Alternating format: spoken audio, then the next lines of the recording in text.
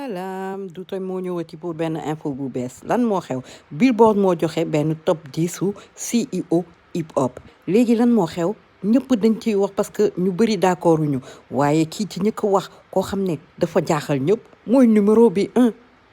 un bi birdman la te birdman nee na moom d'accordul si classement bi te moom moo nekk numéro un pas si le fait que mu nekk numéro un parce que birdman mooy Cash Money mooy Young Money Cash Money mooy Lil Wayne Cash Money mooy Drake Cash Money mooy Nicki Minaj Cash Money mooy NBA Young Boy what the heck waaye li ko jaaxal mooy P Diddy nee na est-ce que P Diddy war na nekk foofu numéro deux beneen wax ji mooy QC benn label la si vous le savez pas QC moo tax ñu xam Megan Style léegi te mu bëgg a xam yéen lan mooy seen xalaat